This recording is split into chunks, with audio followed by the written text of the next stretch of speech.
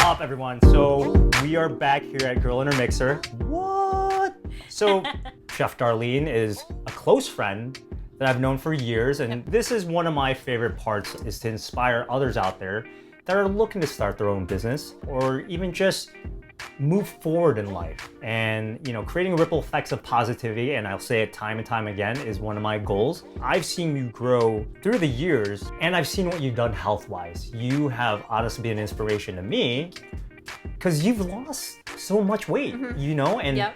I'm very proud of that. It's amazing to see where you've come from back then to where you are today. So Chef D, Yes. so a girl in a mixer, tell us a story about her. Sure. And how she has helped create this. All right. So started in culinary school, baking and pastry class. We all had our own KitchenAid to work with, and I fell in love. Yeah. It was like amazing. I had never used them before. It was always a hand mixer, whisk or whatever. And I would make stuff, bring it home, and I'd show my parents, look at what I made. Look at it. This machine is so amazing. And I want one. But then I would look at the price and I'd be like, okay, maybe one day. Yeah. So a few weeks before I graduated, I come home and my dad's like, I got something to show you. And there she was. Him and my uncle had chipped in to buy it for me, and I was like giddy. Like I had just won $1 million. I'm running around, oh my God. So that's where it started, and we have used her throughout the years, and she's been a trooper. I mean, busted out doughs and cakes and pies and you name it, she's done it. So. Oh my God. Yeah. This is that's an amazing story because this is basically your cornerstone of who Girl in the Mixer is. Aside from you, of course. Right. But she's been there through the thick and thin. Yeah. And she is pretty. Yeah, she's a pretty girl. Isn't she pretty? Sorry, that got weird, right? That got A so little bit. weird. Sorry about it. So where did this all come about? Like, how did it even start? Because obviously there's a fear that comes along with starting your own business. Yeah. So I was a stay-at-home mom after my second son, and I would bake all the time. I started watching the Great British Baking Show, and I'm like, man, I could do that. So, I'd see something that they were making. I'm like, okay, let me get in the kitchen and try it. And, it came to like every day I'd make something new, and I'd be like, my husband, here, try this. What do you think? And he got to the point where he was like, you're killing me. Like, you got to do something. You got to, and it crossed my mind, but I was like, well, I don't even know where to start. Where do I start? Yeah. So he was like, why don't you try Facebook? You're on Facebook all the time. So I was like, okay, let me give it a try. And I think I went on the What's Happening in Aurora page. Okay. And that's where I started. I had all these pictures of the stuff I did. I said, this is what I do. If anybody's interested, you name it, I can make it. And that's where it came about. That's awesome. I mean, I just had a huge influx of orders all of a sudden. People like, oh, we want to support you. And it was awesome. Chef, let's talk about, first of all, where do you come up with your inspiration, or what pushes you throughout the day? My family. Yeah? It's always been my family. My kids, they're always my driving force in doing everything. They've changed my life for the better. I want to give my kids the best of everything. And I think maybe if I didn't have a family, I wouldn't have been so driven. I see how hard my husband works. In the summer, I'm a single mom, basically. He's working at the restaurant and he does landscaping. So, I do it all in the summer. And I want to make it so that he's not so stressed out and so tired all the time. He can come home and relax, and it's okay. I made the money today, and I want to make it a little less stressful for him. I'm very lucky that he works as hard as he does. Not a lot of women can say that about their husbands or, the men in their lives. I'm so blessed to have him. I give him a lot of grief sometimes for working as hard as he does, but I am lucky that he does. There's nothing that he wouldn't do for us, for his kids. So I can't say enough good things about him. There's nothing that I wouldn't do for them. If I had to work 20 jobs to support them and take care of them, and so my husband could work less, that's what I do. So who are some of your biggest supporters throughout the years, from the start to even to this day? Yeah. Well, it's always been my mom and dad. Yeah. Since day one. They've always supported me and guided me and given me good advice. Even to this day, I'm 36 years old and I still go to mom and dad when I need advice. Yeah. I fell in love with cooking. I was maybe junior high, maybe even grade school. And, you know, I was a product of the Food Network channel. I told my dad, like, this is what I want to do. And he's like, if that's what you want to do, great. Originally, I wanted to go to the CIA, the Culinary Institute of America. Who doesn't? All right, I know. And I mean, it was like $80,000. And my dad's like, you know, he's the only one working. My mom was stay-at-home mom. And he was like, we'll do it. We'll figure it out. If you want to go, that's where you want to go. We'll go there. So he was always my biggest supporter, and my mom too. I couldn't have asked for better parents. That's great. Always supporting me. So.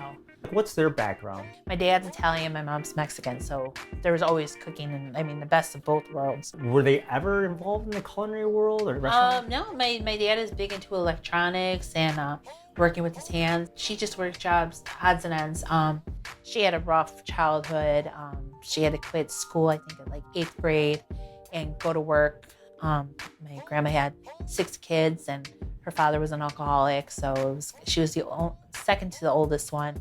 So she stopped everything and worked and helped my grandma out. So yeah, she's had a tough life, but that's where, I mean, she's so strong. I always get angry with her because she's like, you know, I'm not very smart. And I'm like, Mom, are you kidding me? You don't need an education to be, you're extremely intelligent. Yeah. Like, you're the first person I go to when I need help. My mom is awesome. Like, I can't even put into words how amazing she is. So I love her. My grandma was another one that was just, she was amazing. I remember being little and watching her, you know, use a rolling pin and use her hands. And I always remember her hands and how they worked, and so that always brings good memories. I wish I could cook like my grandma, but my grandma, you know, this and that. And once she got older, we tried getting recipes, and they just never came out because she'd be like, oh, just a pinch of this. And then, Grandma, we need measurements. And so we would be like, stop. And okay, put that in the measuring. Okay, all right. Yeah, that's how my dad, because she made her own chorizo, beef chorizo. And so that's how my dad got the recipe. Is he sat there with her one day in the kitchen, and every time she took a pinch of something, he'd be like, okay, hold on. Put it in a measuring cup or a measuring spoon. Okay, write it down. So she lived in Wisconsin, and we go visit her when we were little, and she'd send us home with like taquitos and her tortilla. I mean, she could make dozens and dozens of flour tortillas, and they'd be gone like that. So. But what about that one guy that's kind of your taste tester? Like, where does he fall? I mean, we met in my first cooking job out of college. Been together, I think, almost 13 years. Wow. And whatever he wants to do, I'm like, go for it. Yeah. And he's my supporter too, you know.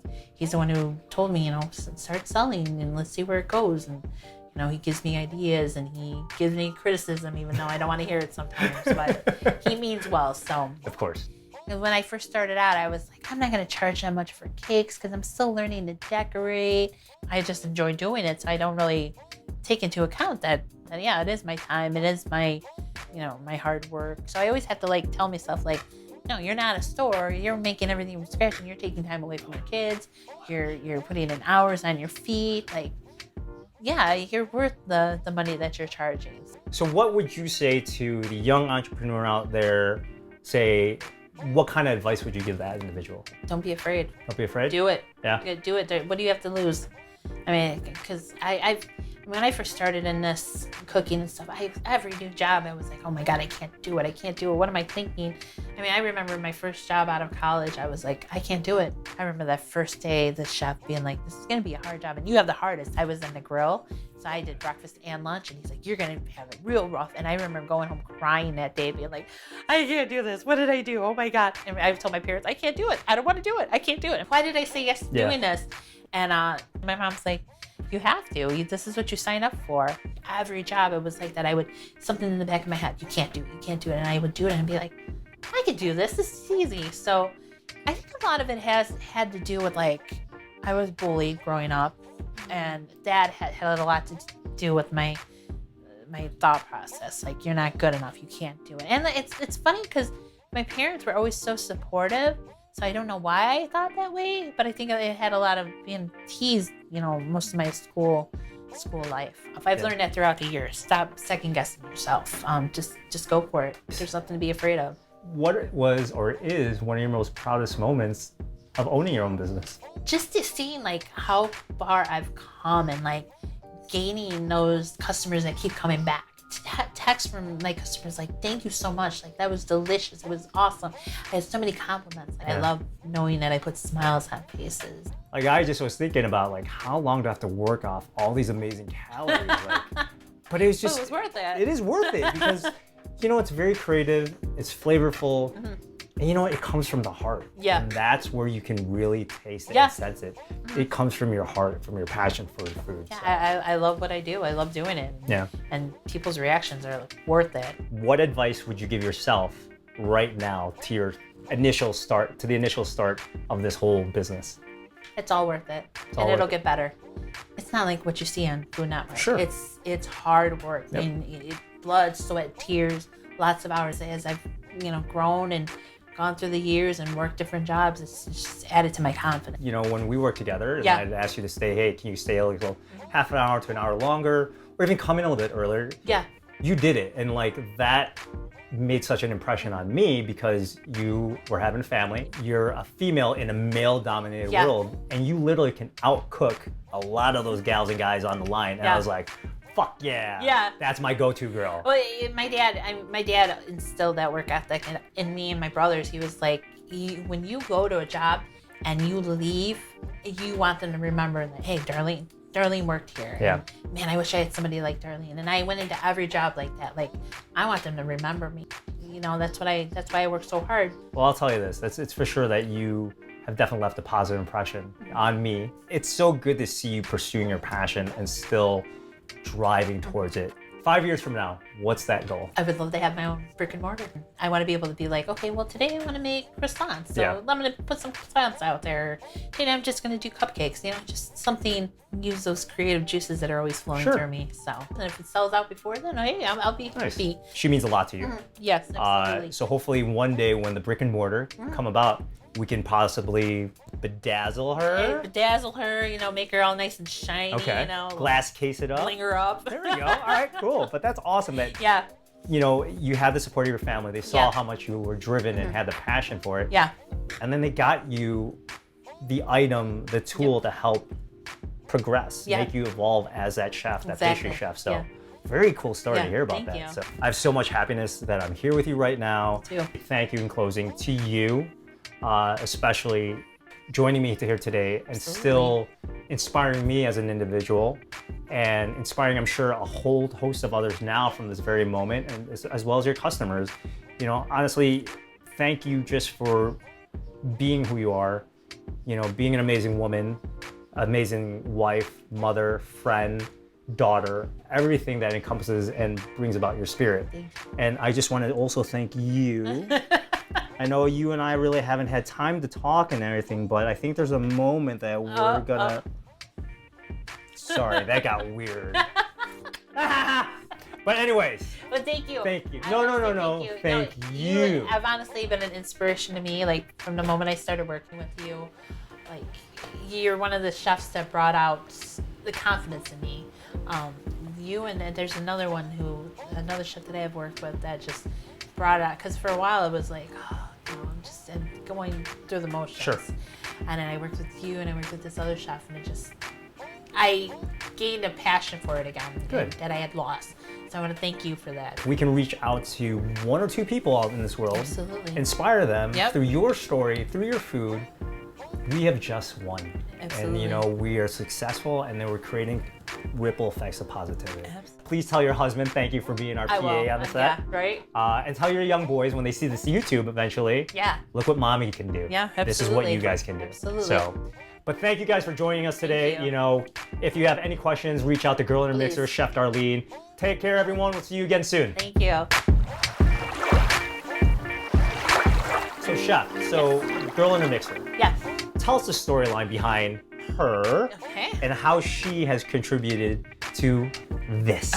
Okay, and pause 1 second. Move your hands on your lap. Yeah, it just looks weird from the camera side. It's like, where are her hands? She got no hands. She makes pastries though. Use my feet. Yeah. That would be an even better story. All right, So this is what you gotta do. You gotta knead out the dough. What is that on my toe? God.